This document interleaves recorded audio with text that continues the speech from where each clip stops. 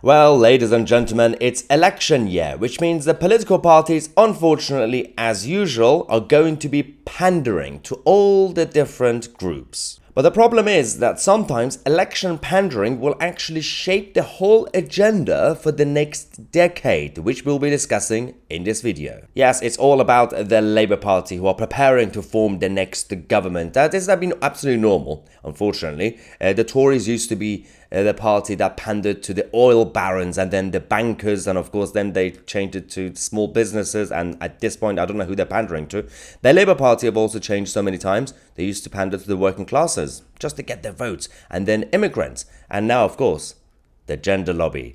Angela Eagle announced what the Labour Party is going to be doing in government, legislating for a trans-inclusive conversion therapy ban, making anti-LGBT plus QAZYW hate crime an aggravated offence. I mean, it's already a crime, but okay. Modernizing the gender recognition processes and appointing an international LGBT plus envoy. So this year, whether the Prime Minister likes it or not, there'll be a general election, and Labour will offer the country to pick up legislating to protect the LGBT community with a comprehensive trans-inclusive ban on conversion therapy. I would have liked to get it done sooner. It will happen.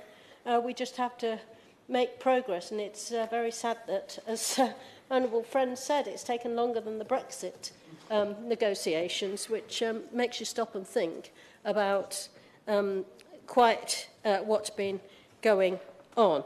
We'll also strengthen the law so anti-LGBT plus hate crimes are treated as aggravated offences, which is and there'll be a much needed modernising of gender recognition processes, which are humiliating and overlong. We already have laws in place. We also have equality laws, which means that the people should not be treated differently regardless of their skin color or their gender or whatever you have. This is submitting to the gender lobby, a loud minority speaking on behalf of everybody else, even though they haven't actually asked the permission from all the other people in the LGBTQ plus community. Now, but this goes back to the biggest issue, because forget about the Labour Party and this policy. You know, if they're going to get the votes, they're going to get the votes. The issue is political parties change over time. That's always happened. The problem I have is that they pretend that they were always what they are now. For example, the US Democrats, the party that helped form the KKK movement and all that, suddenly pretend that they've always been the party for the black community.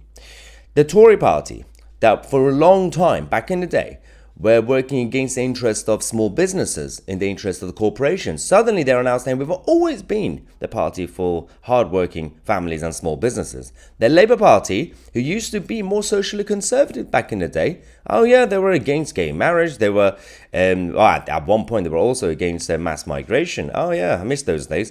And even in terms of the LGBT movement, now they are pretending that they were always leading from the front all those decades ago.